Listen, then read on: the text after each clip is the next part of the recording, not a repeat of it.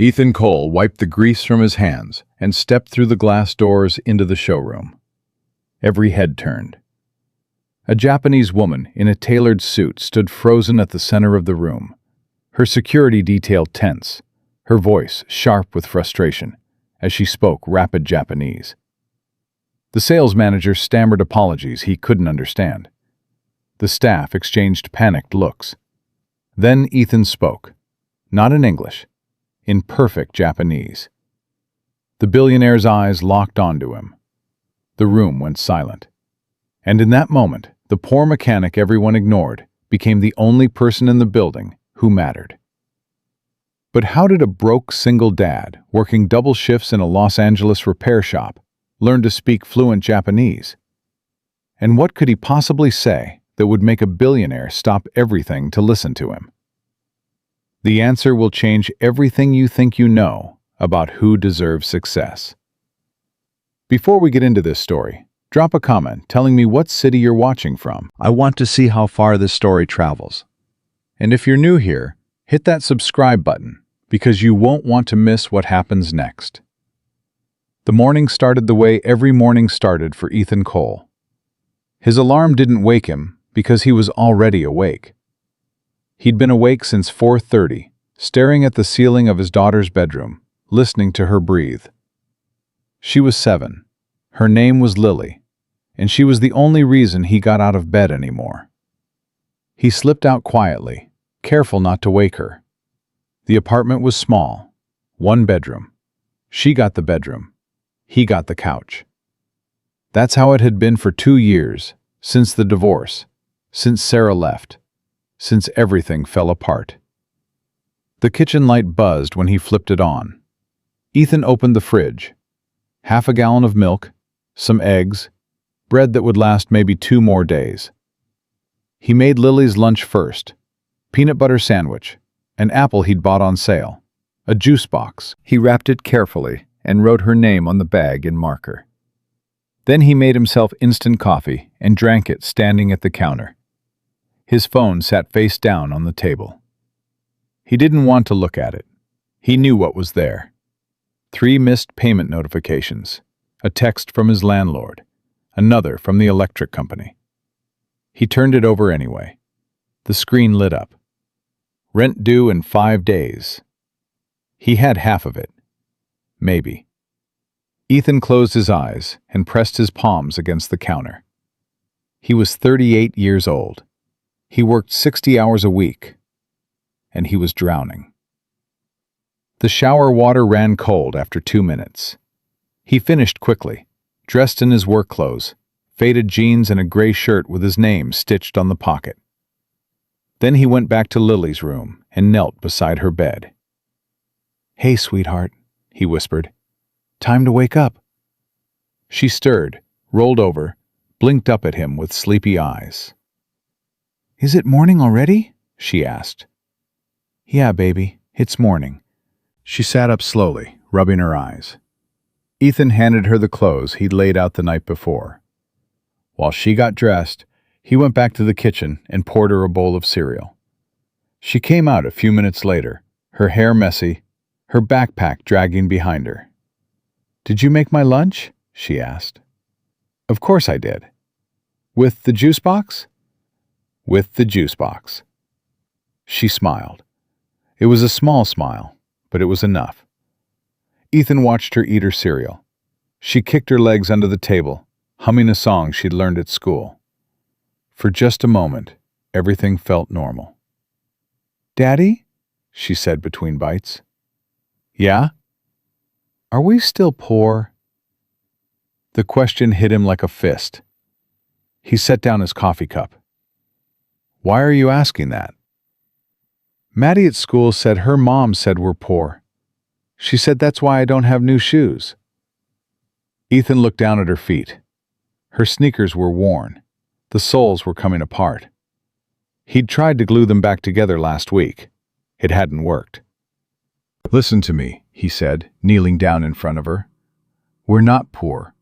We're doing the best we can right now, okay?" "But I heard you on the phone. You were talking about money. You sounded sad." I wasn't sad. I was just tired. You're always tired. He didn't know what to say to that, because it was true. He was always tired. Bone tired. Soul tired. The kind of tired that sleep didn't fix. I'm okay, Lily. I promise. And you know what? I'm going to get you new shoes. Real soon. It's okay, Daddy. These ones still work. That broke him more than anything. He pulled her into a hug and held her tight. I love you, he said. I love you too. He dropped her off at school 20 minutes later. She waved at him from the steps, her backpack almost as big as she was. Ethan waved back until she disappeared inside. Then he sat in his car for a long moment, gripping the steering wheel, trying to pull himself together. The drive to work took 30 minutes. Elite Motors sat on a corner in West Los Angeles, all glass and chrome and cars that cost more than most people made in a year. Ethan pulled around to the back entrance, parked in the employee lot, and walked into the service bay through the rear door. The shop was already busy. 4 cars up on lifts, 2 technicians arguing about a timing belt.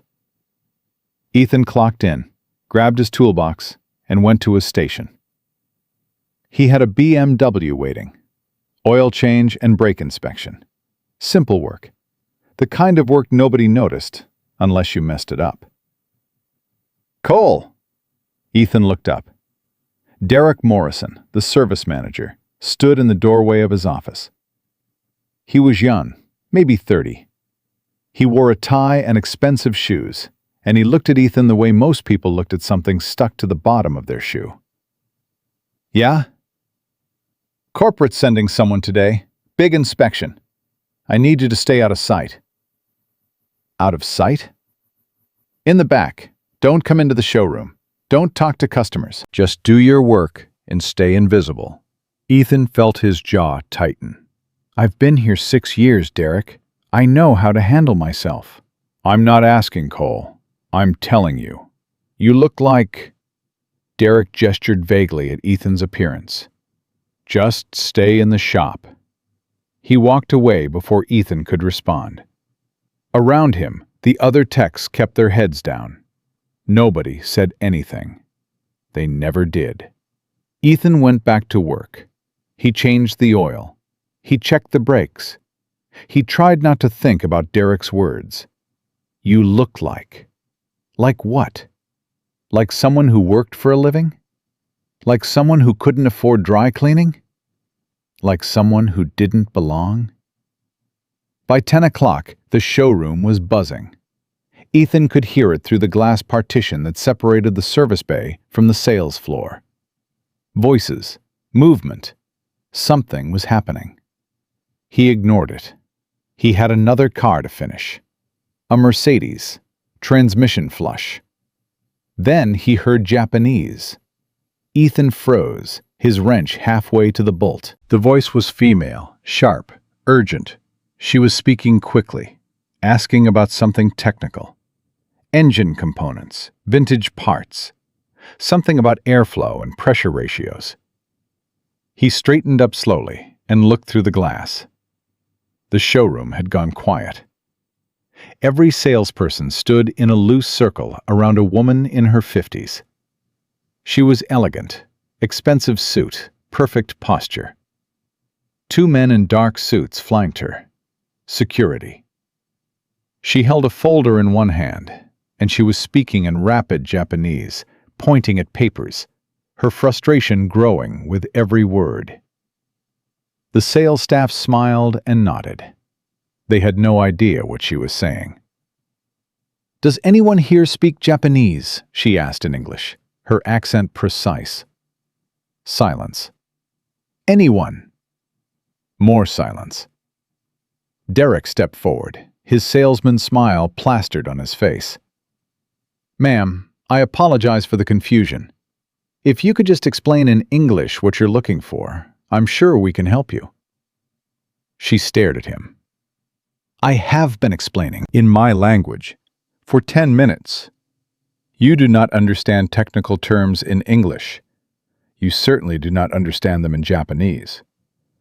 Well, if you could just... I am looking for someone who understands vintage Japanese engines.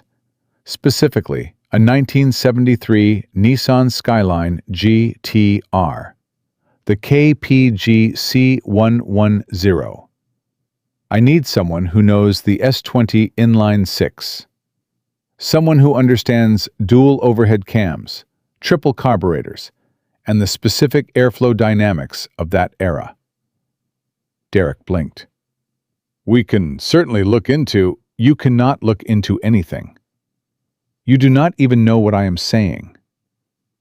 Ethan watched from the service bay. His heart was pounding. He knew that engine. He'd studied it. Years ago, when he was stationed in Okinawa with his brother Marcus. They'd spent weekends in small garage shops, learning from old mechanics who'd worked on Skylines their entire lives. Ethan had fallen in love with those engines. The precision, the craftsmanship, the pure mechanical poetry. After Marcus died, Ethan kept studying. Late at night, after Lily fell asleep, he'd pull up technical manuals in Japanese. He'd taught himself to read the language just so he could understand the original engineering documents. It was the only thing that made him feel close to his brother anymore.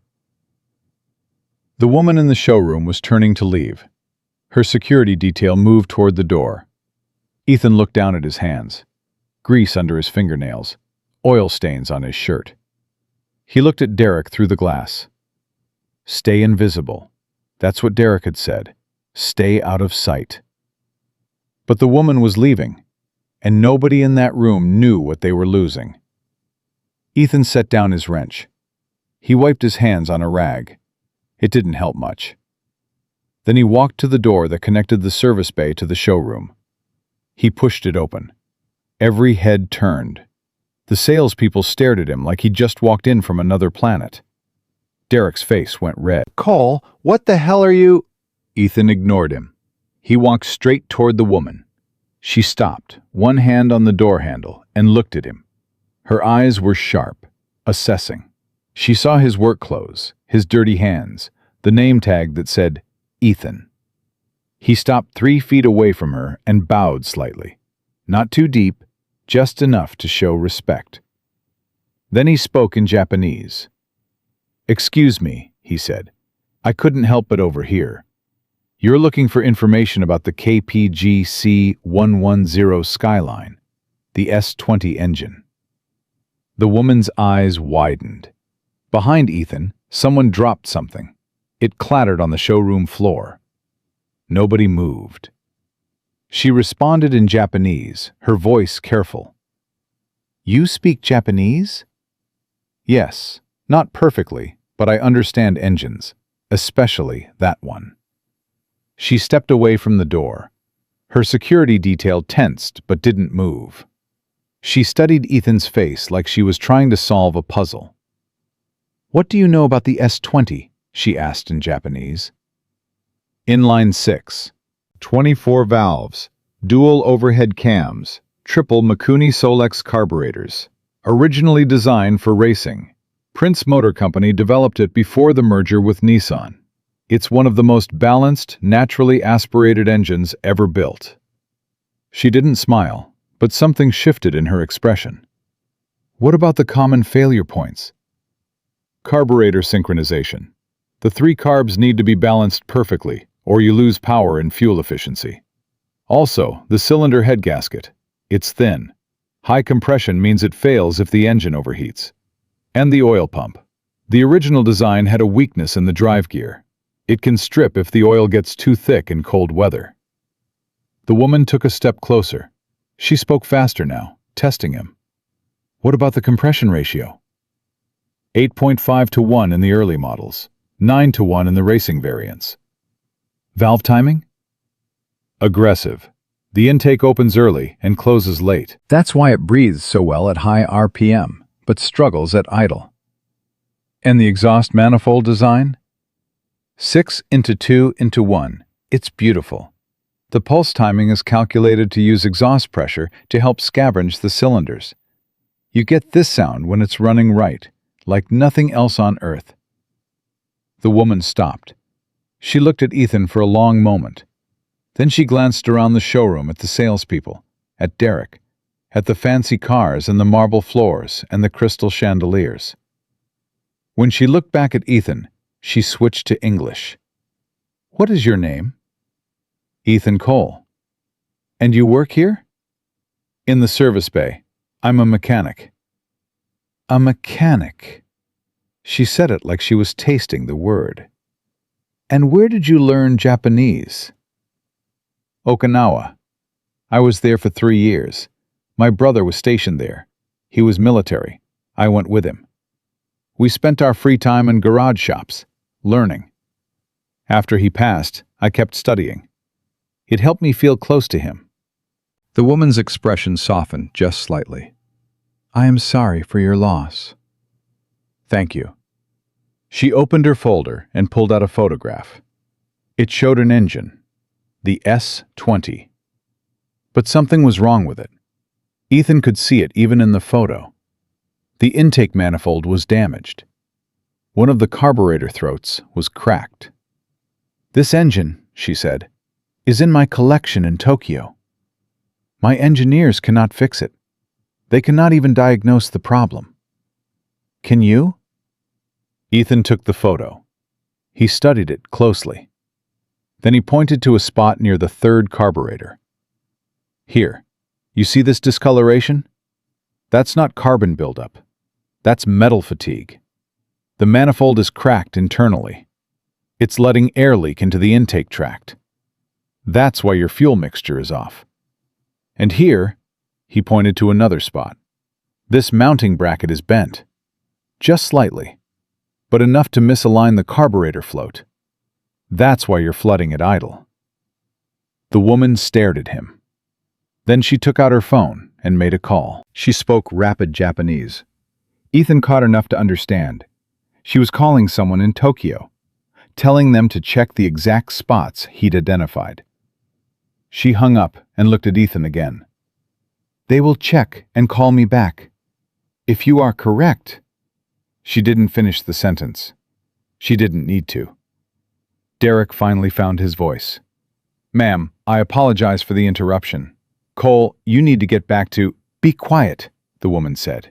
Not loudly, but with absolute authority. Derek's mouth snapped shut. She turned back to Ethan. "Tell me, why does a man with your knowledge work in a service bay?" Ethan almost laughed. The answer was complicated and simple at the same time. "I have a daughter," he said. "She's 7. Her mother left 2 years ago. I'm raising her alone. I work here because the hours are steady and the pay keeps us fed. Barely." "You have no formal education?" "High school, some community college. I had to drop out when Lily was born." But you taught yourself Japanese. You taught yourself advanced engine mechanics. "I like to learn, and I like engines. They make sense. They're honest. You treat them right, they run. You don't, they don't. It's simple." The woman's phone rang. She answered it, listened, spoke briefly in Japanese, then hung up. When she looked at Ethan, her eyes were different, sharper, more focused. "You were correct. On both counts. The internal crack, the misaligned float. My engineers are embarrassed." Ethan nodded. He didn't know what to say. "My name is Yuki Tanaka," she said. "I own the largest vintage car restoration company in Japan. We have facilities in Tokyo, Osaka, and Kyoto. We are expanding to the United States. I am here in Los Angeles to open our first American division." She paused. "I am also here to find talent. Real talent. Not credentials, not resumes. Talent." Ethan's heart started pounding again. He felt like he was standing on the edge of something. Something big. Something that could change everything. But before either of them could say another word, Derek pushed forward. "Miss Tanaka, I'm sure we can discuss any business opportunities through proper channels. Cole is currently employed here and "And he is wasted here," Yuki said flatly. She didn't even look at Derek. Her eyes stayed on Ethan. "I am offering you a position. Head mechanic for my San Francisco facility. We restore vintage Japanese cars for private collectors, museums, wealthy enthusiasts. The pay is substantial. Full benefits, housing assistance." The showroom had gone completely silent. Everyone was staring at Ethan, at his dirty hands, his oil-stained shirt, his worn-out work boots. Ethan thought about Lily, about her worn-out shoes, about the bills on his kitchen table, about the landlord's text, about every morning waking up on the couch wondering how he was going to make it through another day. "When would I start?" he asked. Yuki smiled for the first time. It was small, controlled, but genuine. "Tonight," she said. "I have engineers arriving tomorrow morning. They need supervision. They need someone who understands what we are building. Someone who thinks in Japanese and English. Someone who knows these engines like they know their own heartbeat." "I have to think about my daughter, her school, our apartment." "We will handle relocation. Private school for your daughter. An apartment near the facility. All expenses covered. You focus on engines. We focus on everything else." Ethan felt dizzy. This wasn't real. This couldn't be real. Things like this didn't happen to people like him. "Why me?" he asked. "You just met me." Yuki stepped closer. Close enough that she could speak quietly, just for him.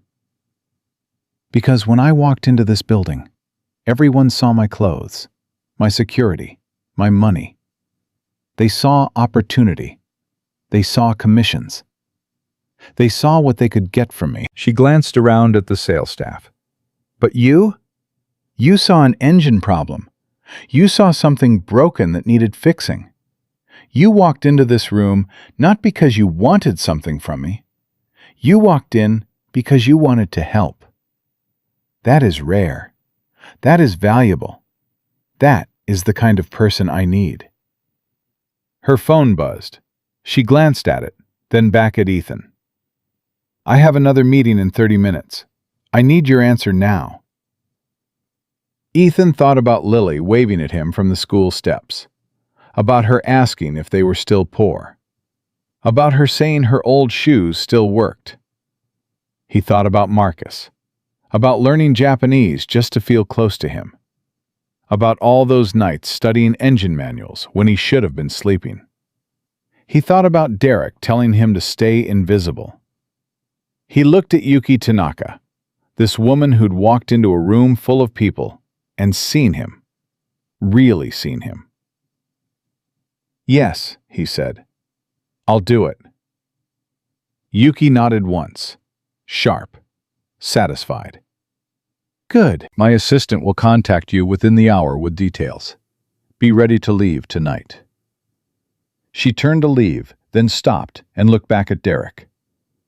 "You told him to stay invisible," she said. "That was foolish. Talent is never invisible. You just have to be wise enough to see it." Then she was gone.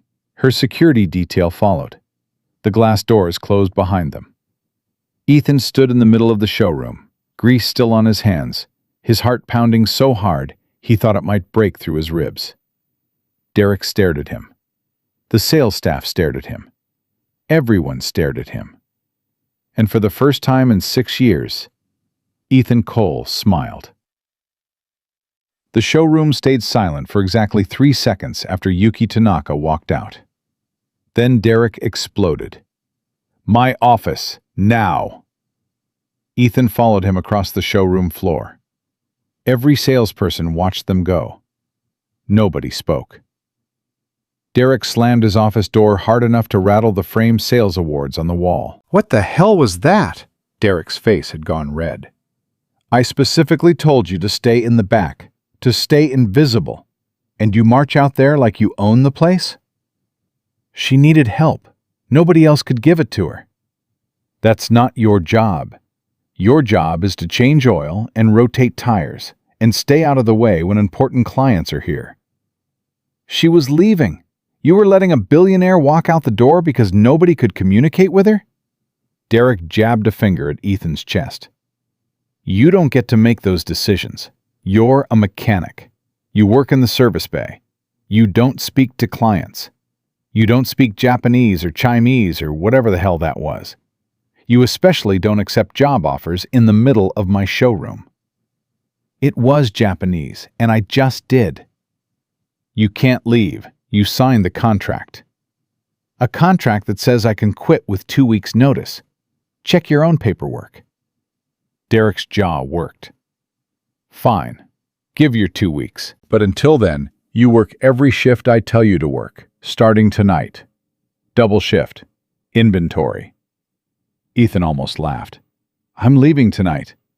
Tonight? You can't just watch me. He walked out before Derek could respond. Behind him, he heard Derek shouting something about professionalism and burning bridges. Ethan didn't care. He went straight to his station, grabbed his toolbox, and started packing his personal tools. His hands were shaking. Not from fear, from something else. Something he hadn't felt in years. Hope. His phone buzzed in his pocket. Unknown number. He answered. Mr. Cole?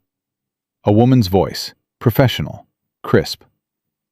This is Jennifer Chen, Miss Tanaka's executive assistant. I'm calling to arrange your relocation details. That was fast. Miss Tanaka doesn't wait when she makes a decision. Are you able to depart Los Angeles tonight? Ethan looked around the service bay. At the cars he'd never finished working on. At the time clock he'd punched for 6 years. At the break room where he'd eaten lunch alone more times than he could count. Yeah, he said. I can leave tonight. Excellent. I'm booking you on a 7 p.m. flight to San Francisco. A car will pick you up at 5. Please pack essentials for 1 week. We'll handle furniture and belongings shipment later. Now, regarding your daughter. Ms. Tanaka mentioned she's 7? Ethan's stomach tightened. Her name is Lily. She's in 2nd grade. We have an excellent private school near the facility, Brookfield Academy. I can have her enrolled by Monday if you provide her current school records. The company will cover full tuition. Monday? That's 3 days from now. Is that a problem? Ethan thought about Lily's worn-out shoes, about the peanut butter sandwiches, about her asking if they were still poor. No, he said. No problem. Perfect. I'll email you a full relocation packet within the hour. It includes your employment contract, housing options, and school information. Your starting salary is $140,000 annually, plus benefits and performance bonuses. Housing allowance is separate. Ethan sat down on his work stool. $140,000. He made $38,000 now, before taxes. Mr. Cole, are you still there? Yeah, I'm here. That's a lot of money. Ms. Tanaka pays for expertise. She expects excellence in return. Can you deliver that? Yes. Then we'll see you tonight. The car will arrive at your address at 5 p.m. sharp. Please be ready. She hung up. Ethan stared at his phone. His reflection stared back from the black screen. He looked tired. Old. But underneath that, something else was starting to show through. He had 4 hours until the car arrived. 4 hours to pack his life into suitcases.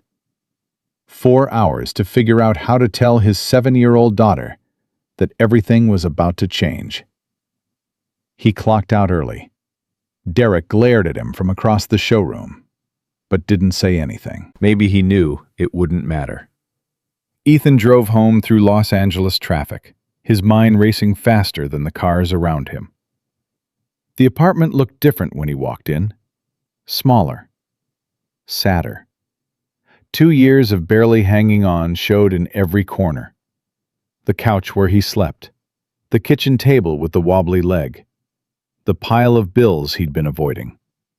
He grabbed 2 suitcases from the closet and started packing. Clothes for him and Lily, toiletries, her favorite stuffed elephant, the photo album from when she was born. He moved mechanically, trying not to think too hard about what he was doing. His phone buzzed again. The email from Jennifer Chen. He opened it and started reading. The salary was real. The housing allowance was real. Everything was real. He was still reading when the school bus dropped Lily off outside. He heard her footsteps on the stairs, then her key in the lock. The door opened and she came in, backpack dragging behind her. "Hi, Daddy." "Hey, sweetheart. How was school?" "Good. We learned about fractions. I don't like fractions." Nobody likes fractions. She dropped her backpack and froze. Her eyes went to the suitcases on the couch. "Why are those out?" Ethan set down his phone.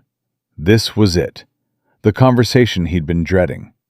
He sat down on the couch and patted the cushion next to him. "Come sit with me. We need to talk." Lily's face went serious. She climbed up next to him, her little legs swinging. "Are we getting evicted?" she asked quietly. "What? No. Why would you think that?" "Because you've been worried, and you talk to the landlord a lot, and sometimes I hear you crying at night." That hit him like, "How much more?" "A lot more. Enough for you to get new shoes, and to go to a really good school, and to live in a nice apartment." Lily was quiet for a moment. Then she said, "When do we have to move?" "Tonight." "Tonight? But what about my school? What about my friends?" "You'll make new friends, and the new school is supposed to be really good. They have art classes and a library and everything." "I don't want to leave my friends." Ethan pulled her close. I know it's scary. But sometimes we have to do scary things. Remember when you learned to ride a bike? You were scared at first, but then you did it, and it was amazing." "This isn't like riding a bike, Daddy. This is moving away from everything." "I know. But we're doing it together. You and me, like always." She was quiet again. Then she asked, "Will we still be poor in San Francisco?" "No, baby. We won't be poor anymore." "Promise?" "I promise." She leaned against him. "Okay. But I get to bring Mr. Elephant." Mr. Elephant is already packed. At 4:30, Ethan had everything ready. 2 suitcases, Lily's backpack with her school supplies and favorite books. They sat on the couch together, waiting. Lily was quiet. She'd been quiet since their conversation. Ethan kept checking his phone, half expecting Jennifer Chen to call and say it was all a mistake. At exactly 5 o'clock, his phone buzzed. "Car is here." He looked out the window. A black town car sat at the curb. The driver stood beside it, waiting. "That's us," Ethan said. "I'm scared," Lily whispered. "Me too." "Really?" "Really. But sometimes being brave means doing things even when you're scared." He grabbed the suitcases. Lily grabbed her backpack and Mr. Elephant. They walked down the stairs together. Ethan looked back at the apartment one last time. 2 years of his life in that place. 2 years of struggling. 2 years of barely surviving. He didn't feel sad leaving it behind. The driver loaded their luggage. Ethan helped Lily into the back seat and climbed in after her. The car pulled away from the curb. Lily pressed her face against the window, watching the apartment building disappear. "You okay?" Ethan asked. "I guess." He took her hand. "Hey, look at me." She turned away from the window. "This is going to be good," he said. "I promise you. This is going to change everything." "How do you know?" Because for the first time in a long time, someone looked at me and saw something worth believing in. And that's not something you walk away from. The drive to LAX took 40 minutes. Lily fell asleep with her head on Ethan's shoulder. He watched the city roll past through the window. He'd lived in Los Angeles his whole life. Born here. Grew up here. Met Sarah here. Had Lily here. Lost everything here. Now he was leaving. The airport was crowded. The driver helped with the luggage and handed Ethan 2 first-class tickets. First class. Ethan had never flown first class in his life. "Ms. Tanaka wanted to make sure you were comfortable," the driver said. Ethan woke Lily gently. She rubbed her eyes and looked around, confused. "Where are we?" "Airport. We're flying to San Francisco. Remember?"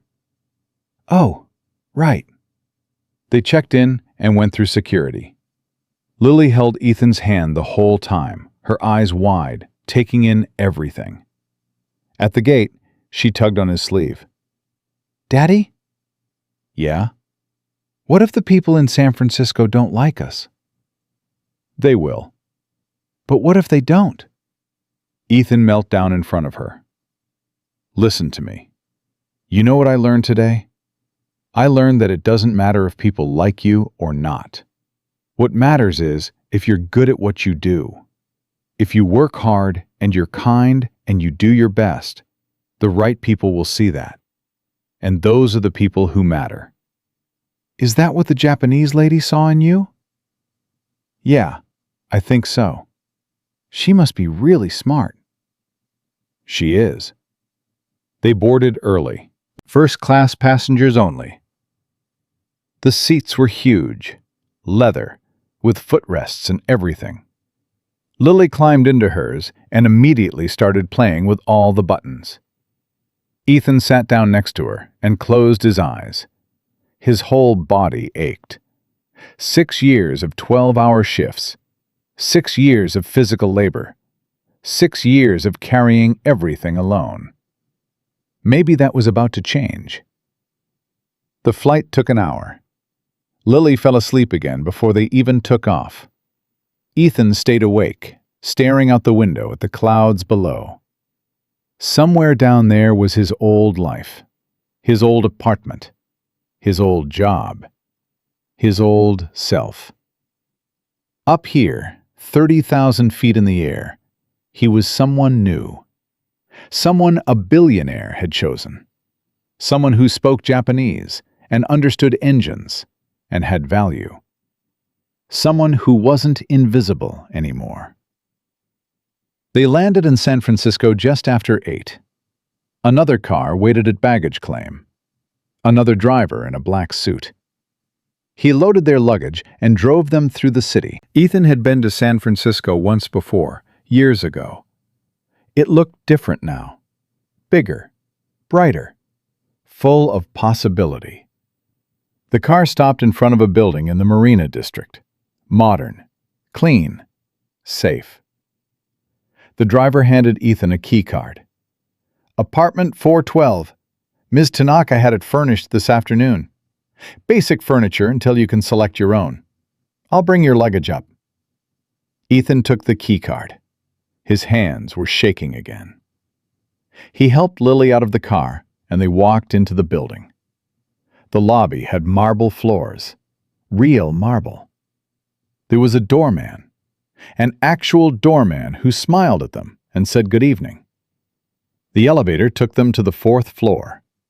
Apartment 412 was at the end of the hall. Ethan slid the keycard and pushed open the door.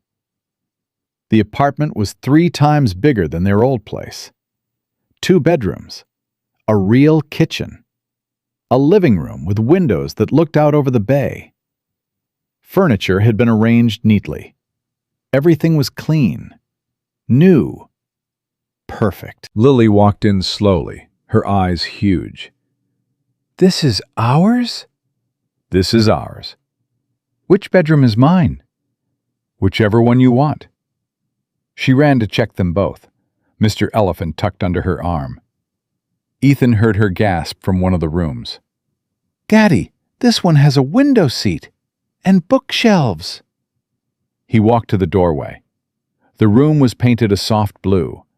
There was a bed with a real headboard, a desk, a bookshelf that went all the way to the ceiling, and yes, a window seat that looked out over the neighborhood. "I think Ms. Tanaka knew you liked to read," Ethan said. Can this one be mine? "It's yours." Lily set Mr. Elephant on the bed and turned to Ethan. Her eyes were wet. Are you crying? He asked. I've never had my own room before. Ethan felt his own throat tighten. "I know."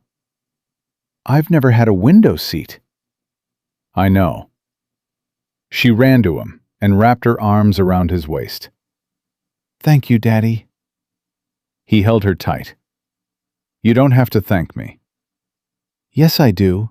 You did this. You made this happen. We did this, together. The driver brought up their suitcases. After he left, Ethan and Lily unpacked.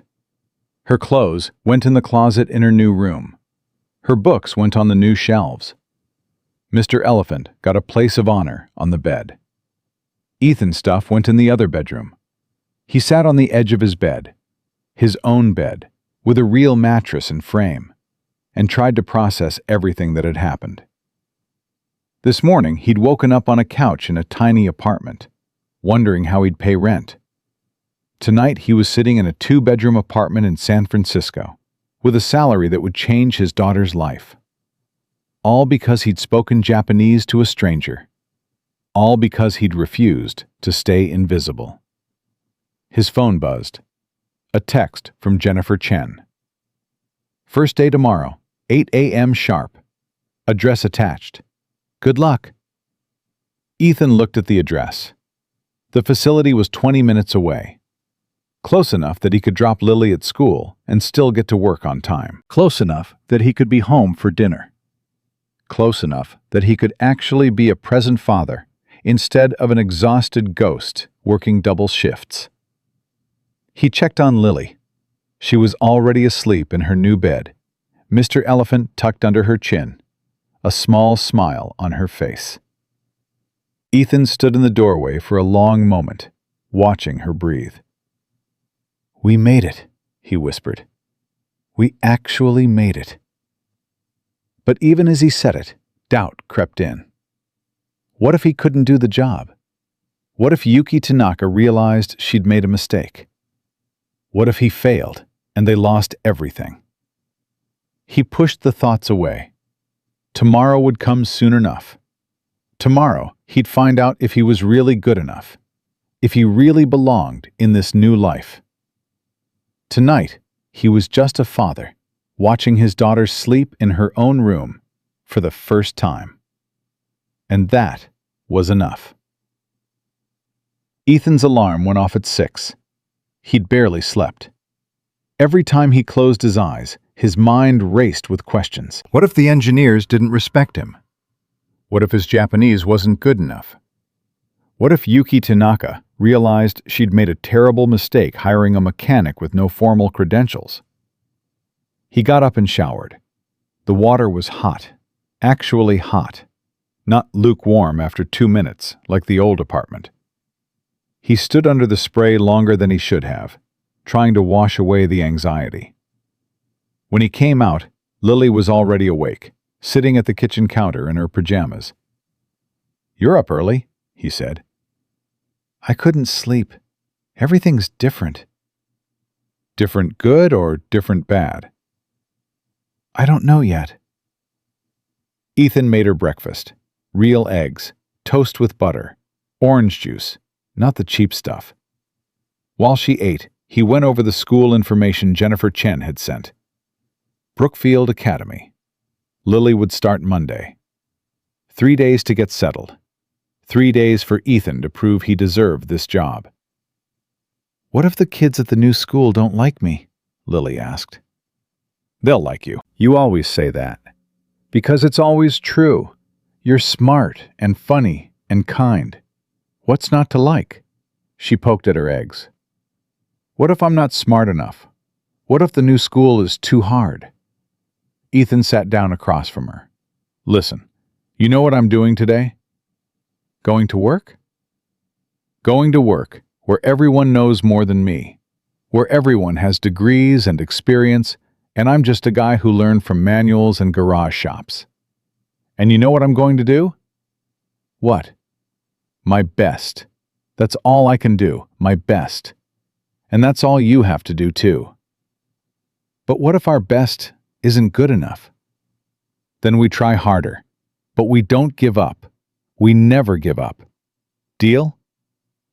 She looked at him for a long moment. Then she nodded. Deal. At 7:30, Ethan called a car service. He didn't have a vehicle yet. That was something else to figure out. The car arrived at 7:45. He dropped Lily at a neighbor's apartment. Jennifer Chen had arranged temporary childcare until school started. The neighbor was a retired teacher named Mrs. Chen.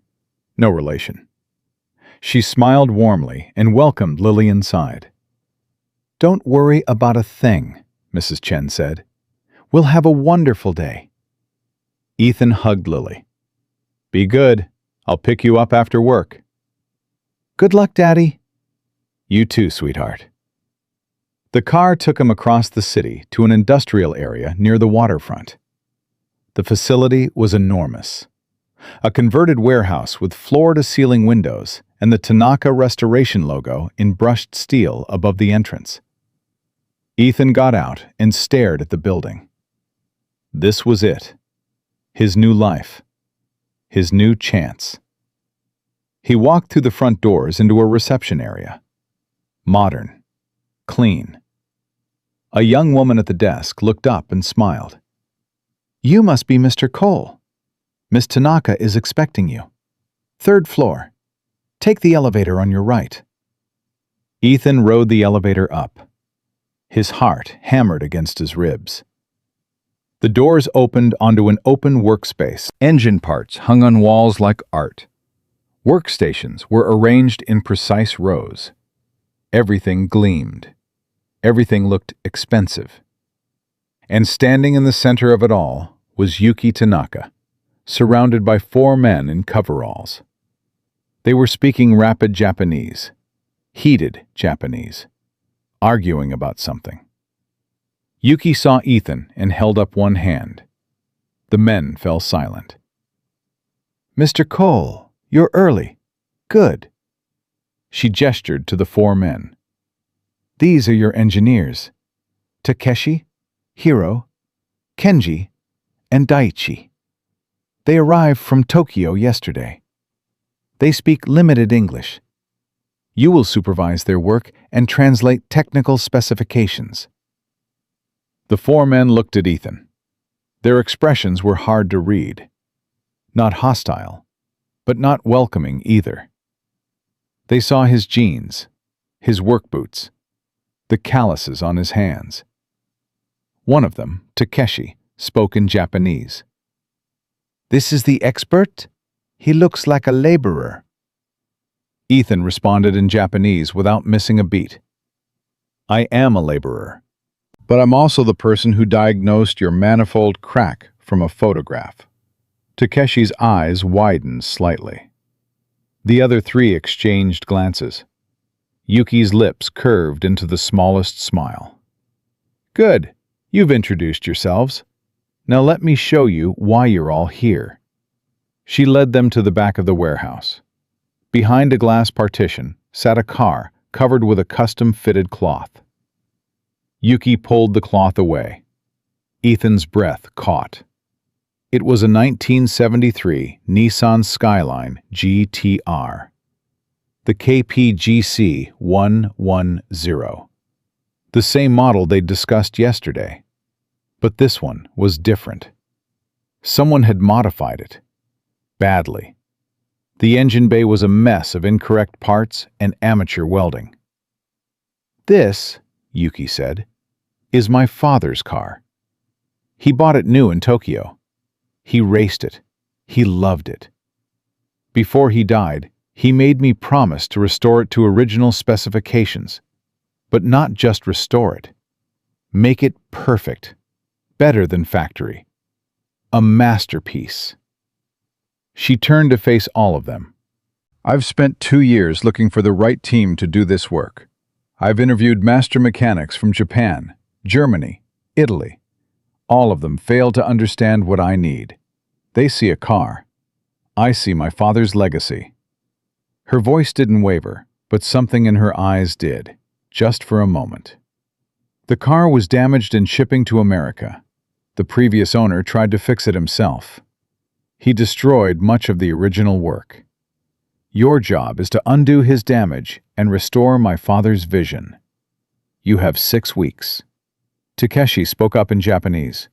6 weeks is not enough time for this level of restoration. Then work faster, Yuki said simply. Mr. Cole, I am putting you in charge of this project. These men answer to you. The budget is unlimited. The timeline is not. I want weekly progress reports, in English and Japanese. Any questions? Ethan looked at the skyline, at the butchered engine bay, at the 4 engineers watching him with barely concealed skepticism. Just one, he said. Do we have access to original factory documentation? Everything. Original blueprints, factory manuals, parts catalogs from 1973. It's all in the office. Then we can do it. Yuki studied him. You're certain? I'm certain we'll give you our best work. If that's not good enough, nothing will be. She nodded once. I'll be back in 1 week to check progress. Don't disappoint me. She left. The 5 of them stood in silence, staring at the car. Finally, Kenji spoke in Japanese. With respect, you're not a certified engineer. Why should we take orders from you? Ethan walked to the car and popped the hood. The engine bay was worse up close. Mismatched bolts, incorrect gaskets. Someone had actually used duct tape. Duct tape on a $60,000 restoration. You're right, Ethan said in Japanese. I'm not certified. I don't have degrees. But I've been rebuilding engines since I was 16. I learned from mechanics who worked on these cars when they were new, and I can read Japanese technical documents that most American mechanics can't even pronounce. He pointed to a section of the engine. This intake manifold is from a 1975 model. Wrong year. Wrong compression specs. It needs to be replaced with original 1973 parts. The carburetor synchronization is off by 0.3 millimeters. The oil pump has been replaced with an aftermarket unit that will fail under racing conditions. And someone welded the exhaust headers with the wrong alloy. They'll crack at high heat. The engineers moved closer, looking where he pointed. Takeshi knelt down and examined the welds. He's right, Takeshi said quietly. The weld penetration is insufficient. Ethan continued. We need to strip this engine completely. Document every part. Source original replacements for anything incorrect. Then rebuild from the ground up following factory specs. But we also need to improve on the original design where we can. Better gaskets, modern sealants that won't degrade, upgraded bearings that maintain original tolerances but last longer. Hiro spoke for the first time. You know about the bearing upgrade? I know that Nissan issued a technical service bulletin in 1974 about main bearing wear. They recommended a copper-lead alloy upgrade for racing applications. Your father would have wanted that. The 4 men looked at each other. Something shifted in their expressions. Daiichi asked, Where did you learn all this? Okinawa, from men who built these engines, men who raced them, men who bled for them. Takeshi stood up and wiped his hands on a rag. Okay, I still think 6 weeks is impossible. But if anyone can do it, maybe it's you. Not me, Ethan said. Us. We do this together, or we don't do it at all. They spent the next hour creating a work plan. Ethan assigned tasks based on each engineer's specialty. Takeshi handled engine internals. Hiro managed electrical systems. Kenji focused on suspension and drivetrain. Daiichi took body and paint. Ethan would coordinate everything and handle the complex fabrication work. By noon, they'd stripped the engine from the car and had it on a stand. By 2, they'd cataloged every part. By 4, they'd identified 37 components that needed replacement. "This is worse than I thought," Kenji said, staring at the list. "It's not worse," Ethan said. "It's just honest. We know what we're dealing with now. No surprises." His phone buzzed. A text from Mrs. Chen. "Lily is fine. She's drawing pictures. No rush." Ethan felt some of the tension leave his shoulders. At least that part of his life was stable. They worked until 7. When Ethan finally called for a break, his hands ached and his back was sore. But it was a good ache. The ache of real work. Important work. Takeshi approached him as the others cleaned their stations. "I owe you an apology," he said in Japanese. "When Ms. Tanaka said she'd hired an American mechanic, I thought it was a mistake. I thought you'd be all talk and no skill. And now? Now I think maybe you know what you're doing. Maybe." Ethan smiled. "I'll take a maybe. Don't take it as praise. I've seen your work for 1 day. We have 41 more days to go. You could still screw this up." "So could you." Takeshi laughed. It was the first time Ethan had heard him laugh. True. Very true. That night, Ethan picked up Lily from Mrs. Chen's apartment. She'd drawn a picture of their new home. She'd colored the windows yellow. Happy windows, she called them. "How was your first day?" she asked on the way back to their apartment. "Hard, but good." "Did people like you?" "Some did, some didn't. But they respected my work. That's more important." "Did you use your Japanese?" "All day." "I wish I could speak Japanese." Ethan looked down at her. "You want to learn?" "Really?" "Why not? I can teach you a little bit each night." Her face lit up. "Can we start tonight?" "Sure."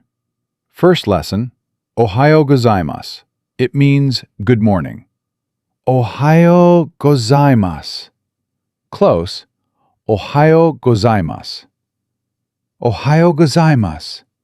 Perfect. Over the next 6 days, they fell into a rhythm. Ethan would wake at 6, make Lily breakfast, drop her at Mrs. Chen's, then work 12-hour days at the facility. The engineers pushed hard. Ethan pushed harder. They sourced parts from Japan, Germany, California. They fabricated custom pieces when originals couldn't be found. They worked with precision that bordered on obsession. And slowly, grudgingly, the engineers began to trust him. On day 5, Hiro made a mistake. He installed a distributor rotor backwards. It was an easy mistake. Anyone could have made it. But Hiro was mortified. "I'm sorry," he said in Japanese, his face red. "I wasn't paying attention." Ethan could have yelled, could have made an example. Instead, he said, "We all make mistakes. Fix it and move on." "But I wasted time. You wasted 10 minutes. I once rebuilt an entire transmission before realizing I'd used the wrong gear set. Took me 3 days to fix. This is nothing." Hiro stared at him. Then he smiled. "Thank you." "Don't thank me. Just don't do it again." On day 6, they test-fitted the rebuilt engine. It took all 5 of them to lower it into the bay. Ethan guided it down, watching the mounting points, making sure nothing scraped or bent. When it settled into place, perfectly aligned, Takeshi let out a breath he'd been holding. "Beautiful," he said. "Not yet," Ethan replied, "but it will be." That night was Lily's first day at Brookfield Academy. Ethan took the morning off to drop her at school himself. The campus was beautiful. Old brick buildings, tree-lined paths, kids in uniforms. Lily held his hand tight as they walked to her classroom. "I'm scared," she whispered. "I know. But remember what we talked about? Do my best." "That's right. Do your best. And remember, I'm proud of you, no matter what." Her teacher, Ms. Rodriguez, met them at the door. She was young and kind, and immediately knelt down to Lily's level.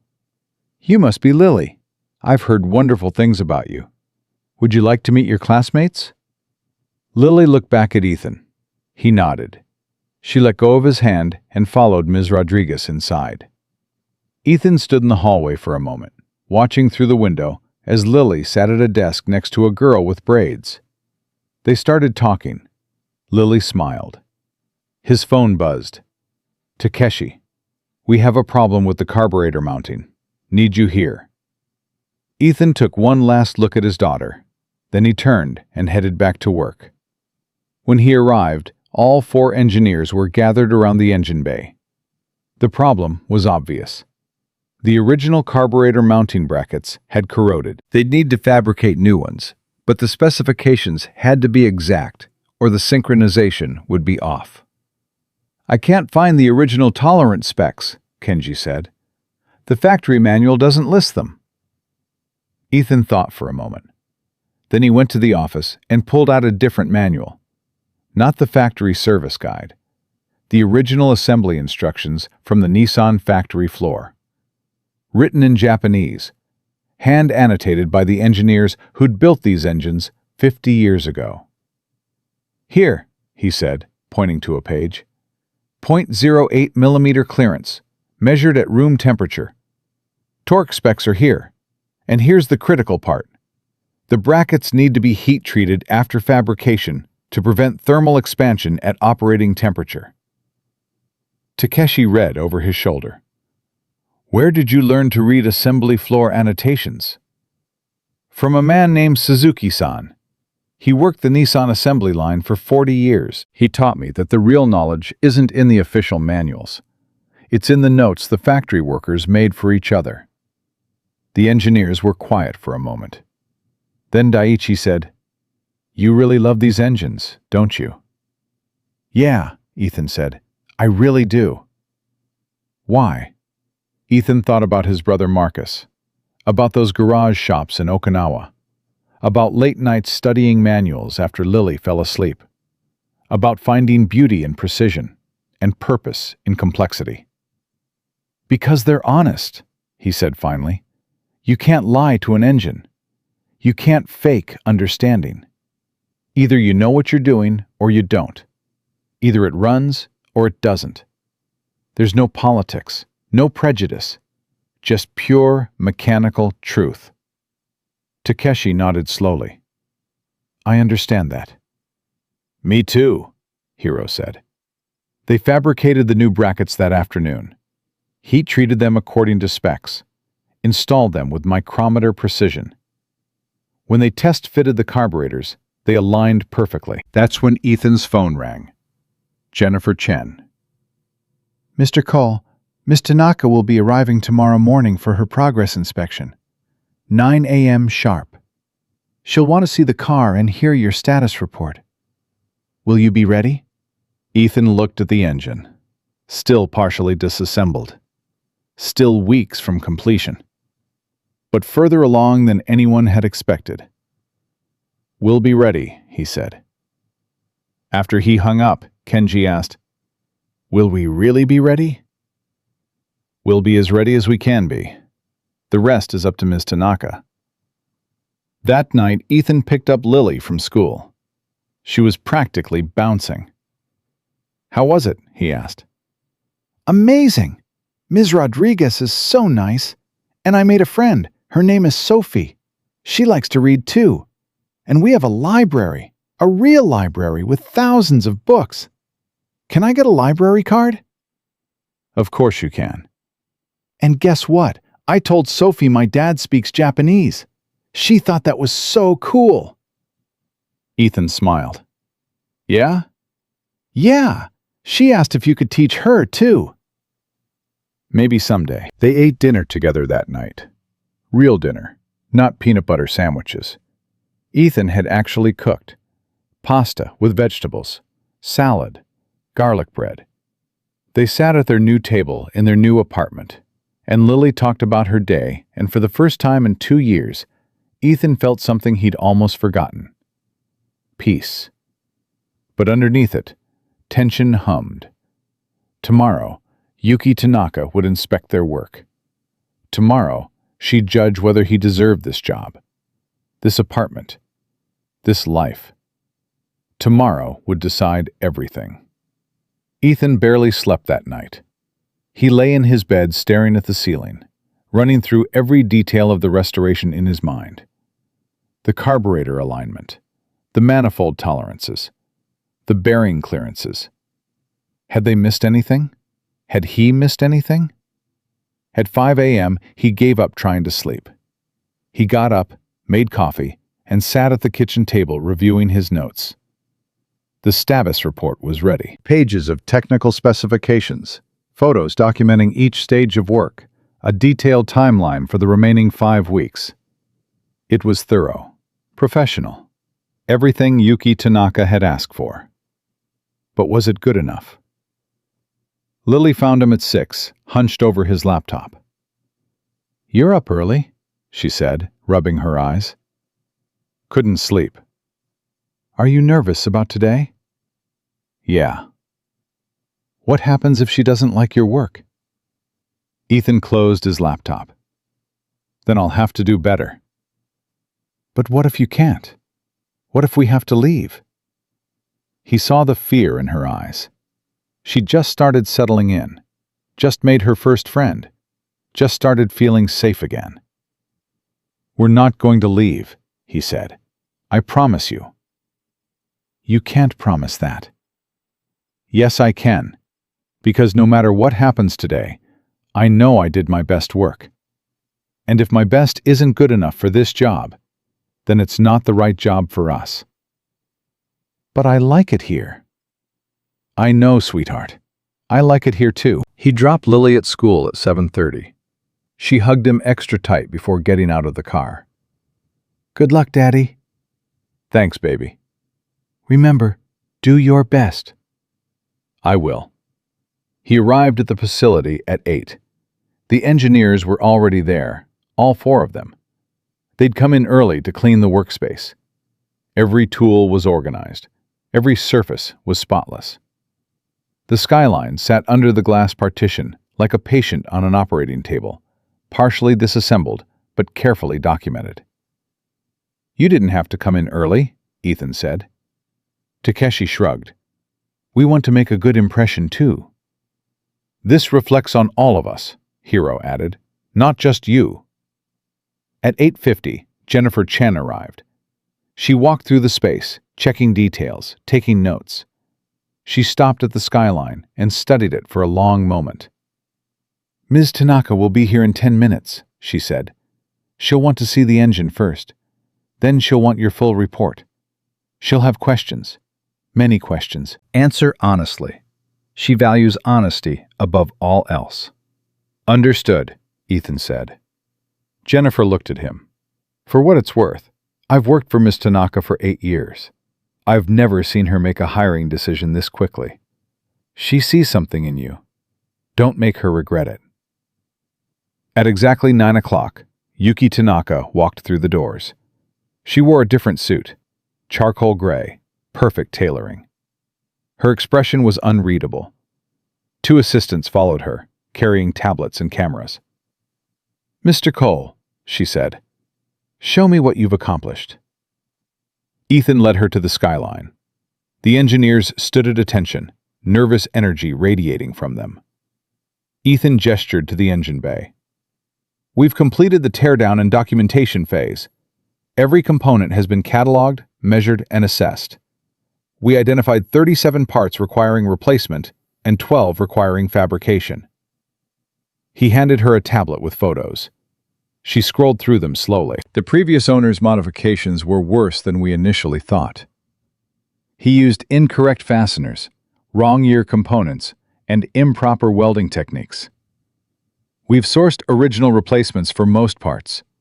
For components no longer available, we're fabricating to exact factory specifications using period-correct materials.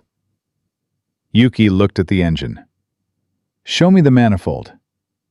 Ethan picked up the component from a workbench. Original 1973 intake manifold. We sourced this from a parts supplier in Osaka. It required complete restoration. Hero stripped it, checked for cracks using magnetic particle inspection, then refinished it to factory standards. Hero stepped forward and spoke in Japanese. "We found 2 microfractures during inspection.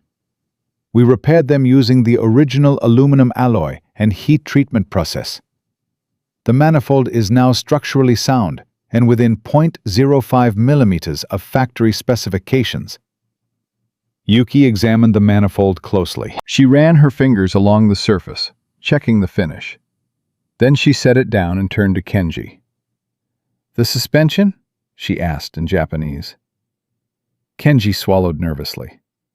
"We've disassembled the entire system. The previous owner installed incorrect springs and dampers. We've ordered original components from Japan. They'll arrive next week. We've also identified that the differential needs rebuilding. The gears show unusual wear patterns." "What kind of wear?" Yuki asked. Ethan pulled up photos on another tablet. "Inconsistent contact patterns on the ring and pinion gears. Someone ran it with insufficient lubrication. We'll need to replace both gears and check the carrier bearings." Yuki studied the photos. "This is expensive work." "Yes, but necessary. Running a damaged differential will destroy the transmission." "And the timeline? Can you still complete everything in 6 weeks?"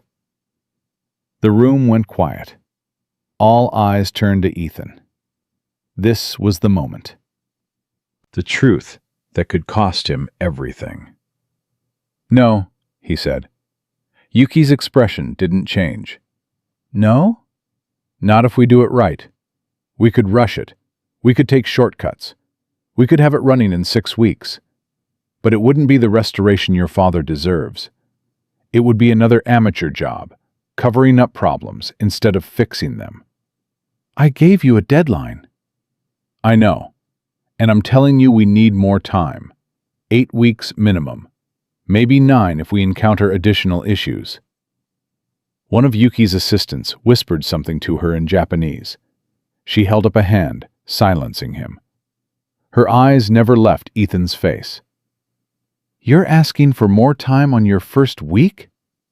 "I'm telling you the truth. You can fire me for it if you want. But I won't lie about what this car needs." Takeshi stepped forward. "Ms. Tanaka, with respect, he's right. This restoration requires precision we cannot achieve under the original timeline. We can deliver mediocre work in 6 weeks, or exceptional work in 8. The other engineers nodded in agreement. Yuki was silent for what felt like an eternity. Then she said, "Show me the carburetor work." Ethan led her to another workbench where the 3 carburetors sat in various stages of rebuild. He explained the synchronization process, the brass jet replacements, the float calibration procedures. She asked technical questions. He answered every one. When he didn't know something, he said so and explained how he'd find out. After 30 minutes of inspection, Yuki stepped back. "The work is acceptable," she said. "Just acceptable. Not good, not impressive. Acceptable." Ethan felt his stomach drop. Then Yuki continued. "The work is acceptable because it is honest. You could have told me what I wanted to hear. You could have promised me 6 weeks and delivered garbage. Instead, you told me the truth, even knowing it might cost you this position." She looked at each of the engineers. "You all supported his decision. You chose quality over speed. That tells me you understand what we are building here. Not just cars, a reputation." She turned back to Ethan. "You have 8 weeks, not 9, 8. If you need 9, you're not managing your time properly. Understood? Yes, ma'am. And Mr. Cole? Yes. Don't ask for extensions again. 8 weeks means 8 weeks. Understood. Yuki walked to the skyline one more time. She placed her hand on the hood. For just a moment, her professional mask slipped. Ethan saw grief there. Loss. Love for a father who'd never see this restoration completed. My father used to take me driving in this car, she said quietly. Sunday mornings. Empty roads outside Tokyo. He'd let me shift gears when I was 6 years old. I could barely reach the shifter. She pulled her hand away. Make it perfect, she said. Not for me. For him. Then she was all business again. I'll return in 2 weeks. I expect to see significant progress. Jennifer will send updated contracts for the timeline extension. Your salary remains unchanged despite the additional time. Thank you. Don't thank me. Just do the work. She left with her assistants trailing behind. The moment the doors closed, Kenji let out a long breath. I thought we were fired, he said. So did I, Hiro admitted. Takeshi looked at Ethan. That took courage, telling her we needed more time. It wasn't courage, it was just the truth. In my experience, the truth and courage are often the same thing. They went back to work with renewed focus. The pressure was still there. 8 weeks was still aggressive, but at least it was achievable. At least they had a chance to do it right. Over the next 2 weeks, they worked like men possessed. The engine came together piece by piece. Each component was measured, tested, and installed with micrometer precision. Ethan found himself thinking in Japanese more than English. The technical terminology flowed easier in the language the car was born from. Lily adjusted to her new school better than Ethan had dared hope. She came home each day with stories about Sophie and Ms. Rodriguez and the library book she was reading. Her homework was challenging, but she tackled it with determination. She'd even started learning Japanese from Ethan, practicing phrases while he cooked dinner. Konnichiwa, she'd say when he picked her up from school. Konnichiwa, he'd reply. How was school? Gakko wa tanoshikatta desu, she'd answer carefully. School was fun. On the Friday of the second week, something happened that changed everything. Ethan was installing the rebuilt oil pump when his phone rang. Unknown number. He almost didn't answer, but something made him pick up. Is this Ethan Cole? A woman's voice. American. Professional. Yes? This is Amanda Price from the Society of Automotive Engineers. I'm calling about an article that was published about you. An article? I don't understand. You haven't seen it? It's in this month's issue of Classic Car Restoration Quarterly. There's a feature about Ms. Tanaka's new facility, and it prominently mentions you, the American mechanic who speaks fluent Japanese, who diagnosed a rare engine problem from a photograph. Ethan felt dizzy. I didn't know anyone was writing about me. Well, they did, and it's caused quite a stir in the restoration community. I'm calling because we'd like to invite you to speak at our annual conference in Detroit next month. We typically feature engineers with advanced degrees, but your story is unique. We think our members would benefit from hearing about your approach to vintage Japanese engines. I don't have a degree. I'm just a mechanic. Mr. Cole, some of the best engineers I know learn their trade in garage shops, not classrooms. Your practical experience is exactly what we're looking for. Will you consider it? Ethan looked at the skyline, at the partially assembled engine that represented everything he'd learned over 20 years. At the work that had changed his life. I'd be honored, he said. When he hung up, all 4 engineers were staring at him. What was that about? Takeshi asked. I've been asked to speak at an engineering conference. About what? About this. Ethan gestured at the car. about restoration, about learning Japanese to understand these engines. Daiichi smiled. You're becoming famous. I'm not famous. I'm just a guy who loves old cars. A guy who loves old cars and changed his entire life because of it, Hiro said. That's worth talking about. That night, Ethan looked up the article. There he was, quoted extensively about the skyline restoration. The journalist had somehow tracked down his story. The single father, the divorce, the years of night study, the moment in the showroom when everything changed.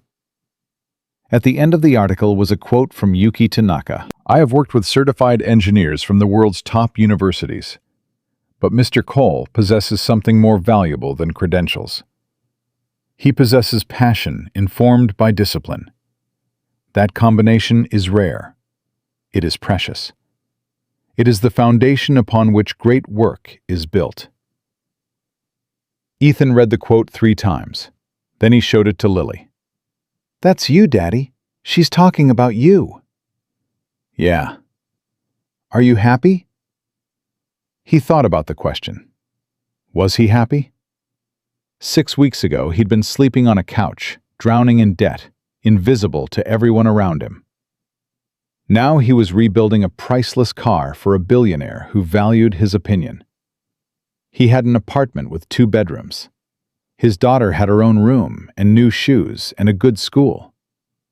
He'd been invited to speak at a conference. Yeah, he said. I think I am. Good. You deserve to be happy. That simple statement from his 7-year-old daughter hit him harder than anything else. He pulled her into a hug. So do you, sweetheart. So do you. The next Monday, Jennifer Chen visited the facility unannounced. She walked in while Ethan was teaching Kenji a specific technique for setting valve lash. Mr. Cole, do you have a moment? Ethan wiped his hands and followed her to the office. Miss Tanaka asked me to give you this, Jennifer said, handing him an envelope. Inside was a check. A bonus. $20,000. What's this for? For honesty. For telling her the truth about the timeline, even when it was difficult. She values integrity. This is how she shows it. Ethan stared at the check. $20,000. 6 months ago, that would have changed his life. Now, it was a bonus. The world had tilted on its axis. There's something else, Jennifer said. Ms. Tanaka wants to expand the team. She's asked me to find 2 more engineers. She wants you to interview them. Me? You're the lead mechanic. You know what skills we need. She trusts your judgment. After Jennifer left, Ethan sat at the desk for a long moment. He was interviewing engineers now, making hiring decisions, being trusted with a billionaire's money and her father's legacy. How had this become his life? Takeshi poked his head into the office. Everything okay? Yeah, just trying to process everything. It's a lot to process. 6 weeks ago, you were changing oil in Los Angeles. Now you're running a restoration facility. It doesn't feel real sometimes. It's real, and you've earned it. Every bit of it. That afternoon, they completed the engine assembly. Every bolt torqued to specification. Every clearance measured and verified. Every component installed in perfect sequence. When Ethan stepped back and looked at the completed S-20 engine sitting in the bay, pristine and perfect, he felt something close to awe. It's beautiful, Daiichi said quietly. It's not done yet, Ethan replied. We still have to make it run. When do we test it? Tomorrow. If it doesn't fire up clean, we start troubleshooting. If it does, we're ahead of schedule, Takeshi finished. They all knew what that meant. If the engine ran tomorrow, if everything they'd built worked as it should, they'd have proven themselves. Not just to Yuki Tanaka, to themselves. Ethan locked up the facility that night and drove to pick up Lily. She was waiting outside with Sophie and Sophie's mom. "Mr. Cole," Sophie's mom said, "I just wanted to tell you how wonderful it's been having Lily in class with Sophie. She's such a bright, kind girl." "Thank you. That means a lot." "Sophie tells me you speak Japanese? That's incredible." "I learned it a long time ago. Just kept studying." "Well, it's paying off now, isn't it? Sophie showed me that article about you. You must be so proud." Ethan looked down at Lily. She was grinning. "Yeah," he said, "I am." That night, after Lily went to bed, Ethan sat on his couch. Not sleeping on it, just sitting, thinking. Tomorrow, they'd test the engine. Tomorrow would show if all their work had been worth it. If he'd really understood what he was doing. If the knowledge he'd gained from Japanese mechanics in Okinawa garage shops actually translated into something real and valuable. His phone buzzed. A text from Yuki Tanaka herself. First time she'd texted him directly. "Jennifer tells me you test the engine tomorrow. I will be there. 9 a.m. Ethan's heart rate spiked. She was coming to watch. If it failed, she'd see it. If it succeeded, she'd see that too. He texted back, "We'll be ready." Her response came immediately. "I know you will." Those 4 words carried more weight than 1,000-word speech. She believed in him. She trusted him. She'd given him a chance when no one else would have. Tomorrow, he'd show her she'd been right. Ethan woke at 4 a.m. without an alarm. His mind wouldn't let him sleep. Today was the day. The engine test. Everything they'd built over the past 2 weeks would either work or it wouldn't. There was no middle ground. He made coffee and sat in the dark kitchen, going over the startup procedure in his mind. Prime the oil pump. Check fuel pressure. Verify ignition timing. Turn the key. Listen. The S20 engine had a specific sound when it was built correctly. A mechanical symphony that told you everything was right. He'd heard it before, years ago in Okinawa, and the memory of it had stayed with him like a song he couldn't forget. At 6, he showered and dressed. At 6:30, he woke Lily. "Big day?" she asked sleepily. "The biggest." "Are you scared?" "Terrified." She sat up and rubbed her eyes. "But you know what you're doing, right?" "I think so. But there's a difference between thinking you know and proving you know." "You'll prove it. I believe in you." He dropped her at school early. She hugged him extra tight. "Good luck, Daddy. Make the car sing." "Make it sing? That's what you said engines do when they're happy. You said they sing." He smiled, despite his nerves. "Yeah, that's exactly what they do." He arrived at the facility at 7:30.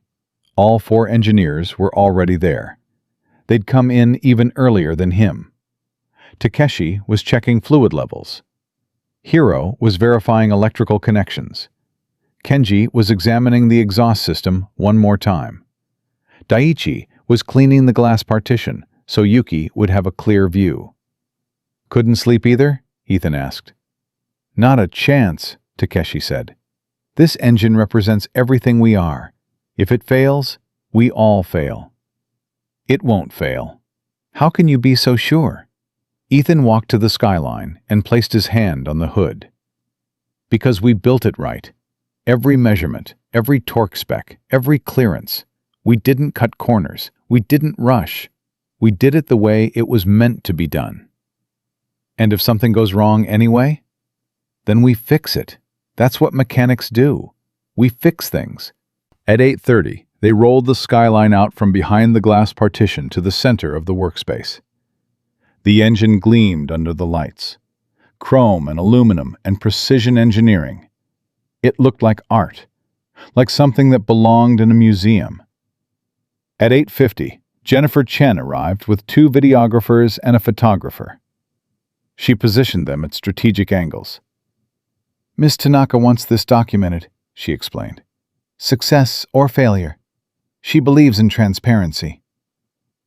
At exactly 9 o'clock, Yuki Tanaka walked through the doors. She wore black today. Severe. Professional. Her expression was unreadable. She walked straight to the car without greeting anyone. She circled it slowly, studying every detail. The body panels Daiichi had restored. The suspension Kenji had rebuilt. The interior that had been meticulously cleaned and preserved. And finally, the engine bay, where the S-20 sat like a jewel in a crown. She leaned in close, examining the carburetor installation, the ignition system, the custom-fabricated mounting brackets. Her fingers traced the valve cover, checking the gasket seal. She looked at the radiator hoses, the fuel lines, the electrical routing. After 5 minutes of silent inspection, she straightened up. "Start it," she said. Just those 2 words. No preamble, no speech. Just the command that would determine everything. Ethan looked at his team. They all nodded. He climbed into the driver's seat. The interior smelled like old leather and new possibilities. He adjusted the mirror, checked the gauges, put his hand on the key. "Wait," Yuki said. Ethan's heart stopped. She walked to the driver's side door. "This was my father's car. He should be here for this moment." She pulled a small photograph from her jacket pocket. Black and white. A man in his 30s standing next to this exact car, smiling. Young Yuki sat on the hood, maybe 5 years old, her face full of joy. Yuki placed the photograph on the dashboard where her father could watch. "Now," she said quietly, "now you may start it." Ethan turned the key to the auxiliary position. The fuel pump primed with a gentle whir. He counted to 5, letting pressure build in the system. The oil pressure gauge flickered, then climbed to the correct range. Everything looked good. He turned the key further. The starter motor engaged. The engine turned over once, twice, 3 times. Then it caught. The sound that filled the warehouse was not just mechanical noise. It was music. The deep, throaty rumble of 6 cylinders firing in perfect sequence. The triple carburetors drew air in precise harmony. The exhaust note resonated through the building like a heartbeat. Ethan's hands shook on the steering wheel.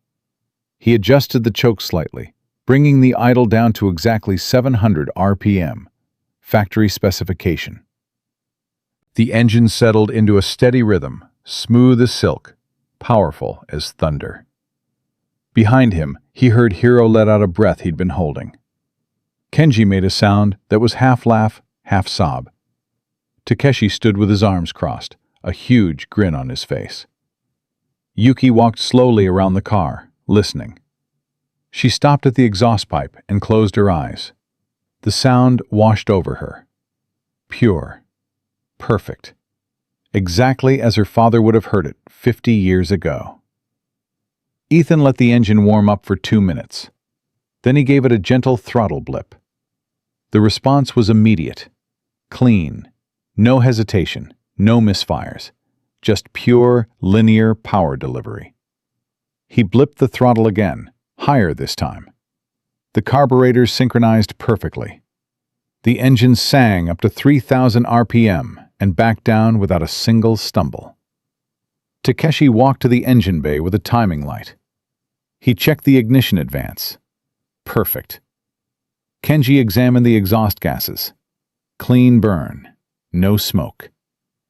Hiro monitored the electrical system. All voltages stable. After 10 minutes, Ethan shut the engine down. The silence that followed felt almost holy. Nobody spoke. Nobody moved. Then Yuki walked to the driver's door. Her eyes were wet, but her voice was steady. "My father used to say that an engine is the soul of a car. If you build it with care, with respect, with love, the car will live. It will breathe. It will have spirit. She looked at Ethan, then at each of the engineers. You have given my father's car its soul back. Thank you. Takeshi bowed deeply. The other engineers followed. Ethan got out of the car and bowed as well. When he straightened, Yuki was smiling. Really smiling. Not the professional mask. Something genuine and warm. The restoration is ahead of schedule, she said. You told me you needed 8 weeks. We are only at week 3, and the engine is complete and running perfectly. How is this possible? We worked as a team, Ethan said. Everyone here contributed their expertise. I just coordinated it. No, Yuki said firmly. You did more than coordinate. You led. You made difficult decisions. You told me the truth even when it was hard. You earned the respect of experienced engineers who could have resented taking orders from an American mechanic with no credentials. She turned to Takeshi. Tell me honestly, is he a good leader? Takeshi didn't hesitate. He is an excellent leader. He listens, he learns, he gives credit to others, and he knows these engines better than anyone I've ever worked with. Yuki nodded. Jennifer, take notes. Mr. Cole's position is being elevated to Director of Technical Operations. Salary increase to $200,000 annually. He will oversee all future restorations and have final approval on engineering decisions. Ethan felt the room tilt. Ms. Tanaka, I am not asking what you need. I am telling you what you have earned. Do you accept? He thought about Lily, about the apartment, about the life they were building, about being valued for what he knew instead of dismissed for what he lacked. Yes, he said. I accept. Good. Now show me the rest of your timeline. I want to know when this car will be completely finished. They spent the next hour reviewing the remaining work. Body refinishing, interior restoration, final assembly, testing and tuning. Yuki asked detailed questions. She challenged their assumptions. She pushed them to think harder, work smarter, deliver better. But she also listened. When Ethan explained why they needed to use a specific type of paint that wasn't original, but would preserve the body longer, she approved it. When Daiichi suggested a minor modification to the seat brackets to improve safety without changing the appearance, she authorized it. This was collaboration, partnership, not a boss dictating to employees, but a team working toward a common goal. At noon, Yuki prepared to leave. Before she went, she pulled Ethan aside. I read the article about you, she said. The one in Classic Car Restoration Quarterly. I didn't know they were writing it. I hope it wasn't. It was perfect. It told your story honestly. The struggles, the studying, the moment in the showroom. Do you know what I saw when I read it? No. I saw myself, 30 years ago. When my father died and left me his company, everyone doubted me. I was young. I was a woman. I had a degree but no real experience. People thought I would fail. She looked at the skyline. I learned that credentials mean nothing if you lack dedication. And dedication means nothing if you lack skill. But when you have both, when you combine passion with discipline, you become unstoppable. You understand this. That is why I hired you. I'm grateful for the chance. Don't be grateful. Be excellent. That is the only payment I require. After she left, the engineers celebrated. They had done it. 3 weeks of brutal work had paid off. The engine ran. The car would be finished ahead of schedule.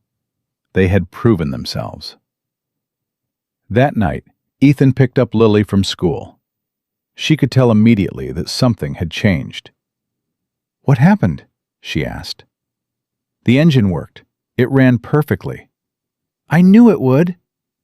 And I got promoted. They're making me director." Lily's eyes went huge. What does that mean? "It means more responsibility, more pay. It means we're going to be okay, sweetheart. Really okay." She was quiet for a moment. Then she said, Does this mean I can get that book I wanted? The one about butterflies? Ethan laughed.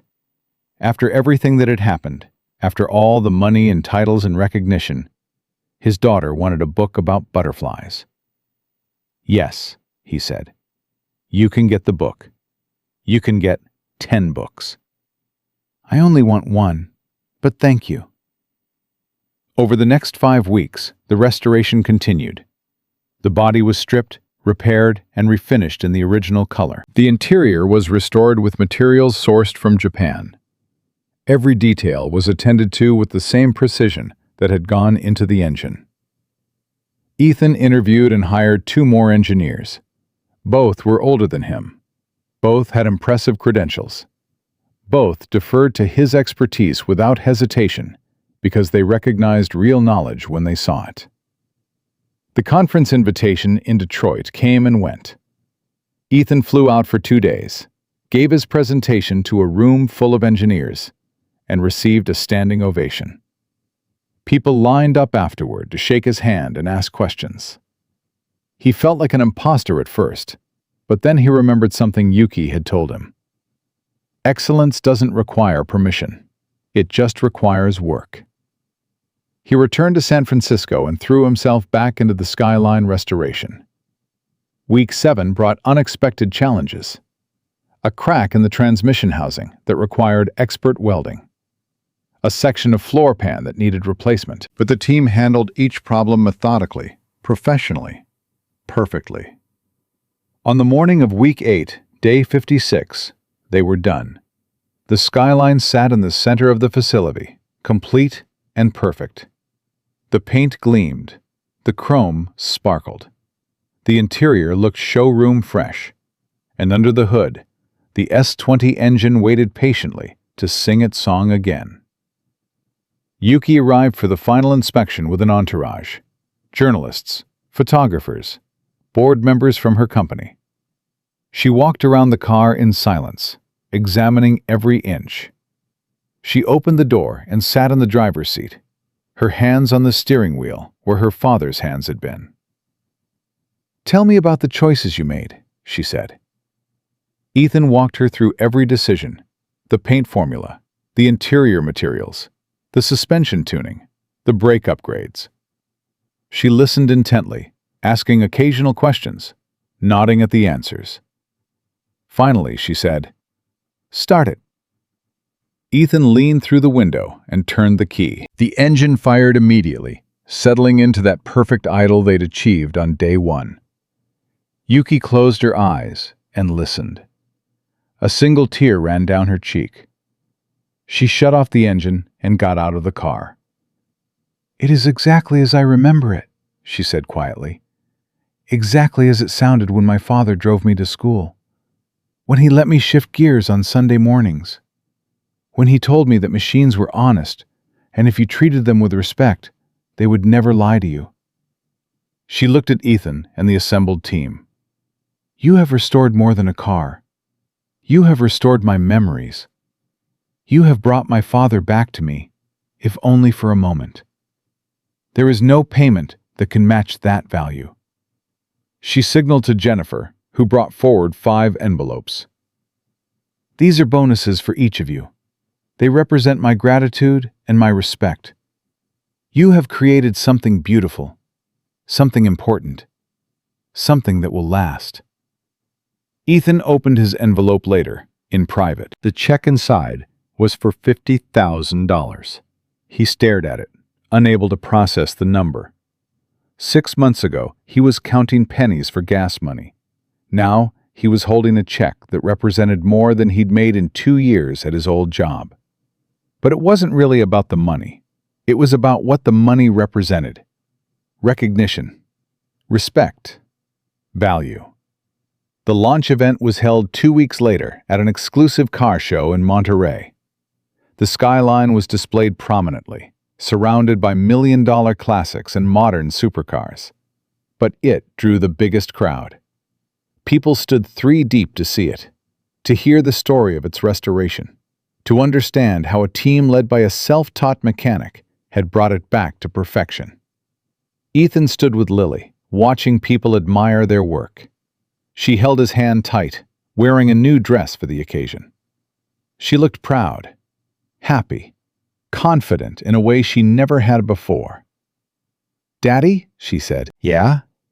Remember when I asked if we were still poor?" "I remember.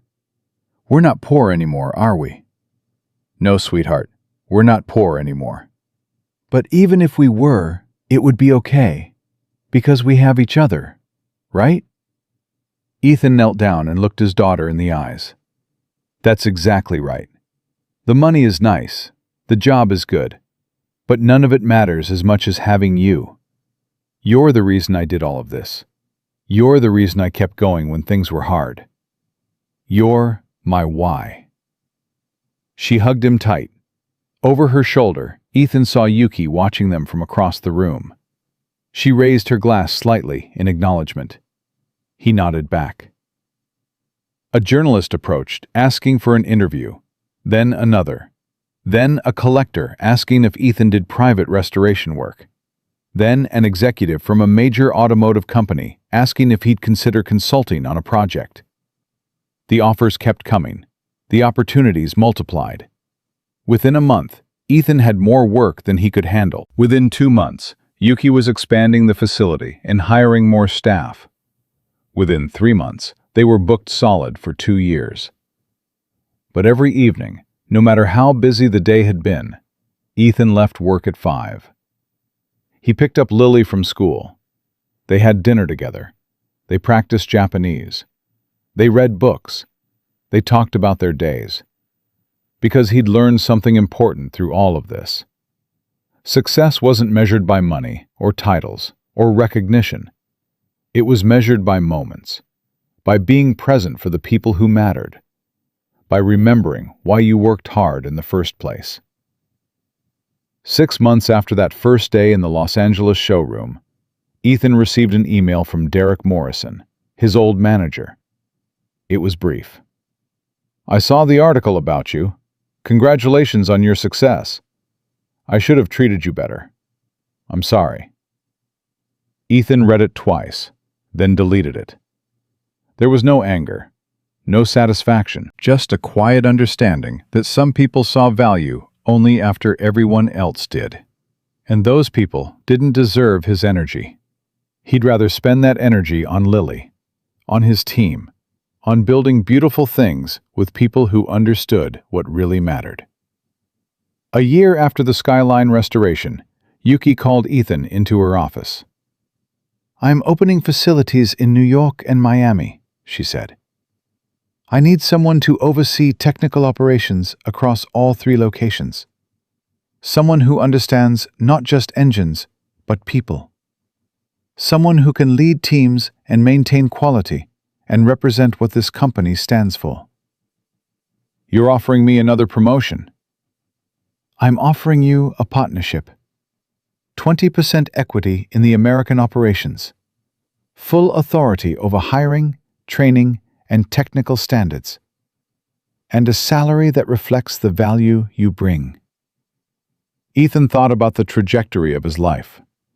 From sleeping on a couch to being offered equity in a multi-million-dollar company. From being told to stay invisible to being asked to lead. "I accept," he said, "but I have one condition." "Name it." "I pick my own hours. I'm home for dinner with my daughter every night. No exceptions." Yuki smiled. "The fact that you asked for that tells me you're exactly the right person for this role. Family first, always. I agree to your terms." They shook hands. Partners now. Equals. That evening, Ethan told Lily about the new opportunity over dinner. "Does this mean we're rich?" she asked. "I guess it does. Can we still eat peanut butter sandwiches sometimes? I kind of miss them." Ethan laughed. "We can eat whatever you want." "Good. Because money is nice, but it doesn't make you happy. People make you happy. You taught me that. When did you get so wise? I learned from the best. Later that night, after Lily went to bed, Ethan stood at the window of their apartment, looking out over San Francisco. The city glittered below him like a field of stars. Somewhere out there were other people like he used to be, struggling, working double shifts, raising kids alone, being dismissed and overlooked and told to stay in their lane. He hoped they found their moment, their chance, their Yuki Tanaka, who would see past appearances to the value underneath. Because talent really did exist everywhere. Opportunity did not. And when the two finally met, when someone with knowledge found someone willing to recognize it, the results could change everything. Ethan had been invisible once, dismissed, ignored, judged by his worn-out clothes and grease-stained hands instead of what he knew and could do. But he'd refused to accept that judgment. He'd stepped through those showroom doors even when told to stay back. He'd spoken Japanese when silence would have been safer. He'd told the truth about timelines when lies would have been easier. And because of that courage, because of that refusal to accept invisibility, his daughter slept in her own room, with a window seat and bookshelves. She went to a good school and had friends, and didn't ask if they were poor anymore. His life hadn't changed because he met wealth. It changed because someone finally recognized merit. And in that recognition, he'd found something more valuable than any paycheck. He'd found proof that being seen for who you really are is worth more than all the credentials in the world.